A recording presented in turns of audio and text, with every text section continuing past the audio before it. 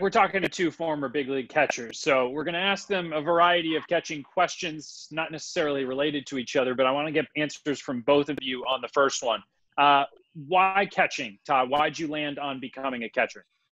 It's going to sound dumb, but I was kind of big for my age when I was young, and I was slow, but I wasn't afraid of the ball, so they parked me back behind the plate.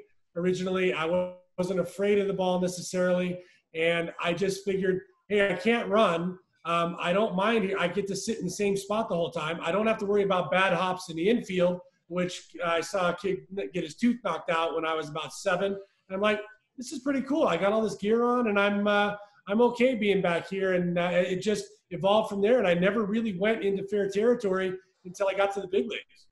Wow. Well, for me, it's a kind of a similar story. I mean, I wasn't the big kid when I was little. I was actually kind of a very average-sized kid. But we didn't have a good catcher. We just didn't have a good catcher on my little league team.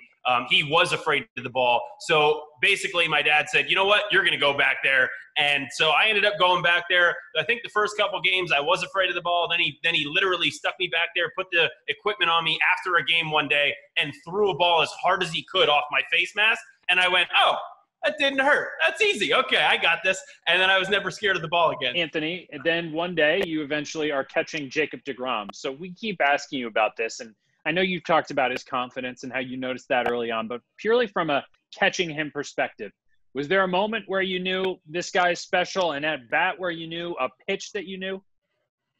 I mean, I wouldn't say specifically. I mean, the moment was just the first time I caught him, honestly. I went down to AAA in 2013, kind of late in the season. It was August. They had just called Travis up, and they hadn't made the move to send Buck and Marlon Byrd to the Pirates. So they sent me down to AAA, and I was only down there for a week, 10 days, whatever it was, and I know I caught deGrom at least once. And pitching in Vegas is really tough to do, so that's where I saw the mental side, that he was capable of putting all the stuff that goes on around you, the wind blowing and the ball flying, and he was able to put that all behind him. He located well with his pitches. He had plus pitches. He had a good fastball. He could command it. He could pitch with it, and then he had a good slider and a good changeup, a really good feel for a changeup. And I just said right then and there, like, okay, this guy's got all the tools, and mentally he's capable, because if he can do it in this league, in this ballpark, I know he can do it in the big leagues easily. And it was that moment on, and I just saw him as being probably the best one out of all those young guys, and sure enough, he ended up being.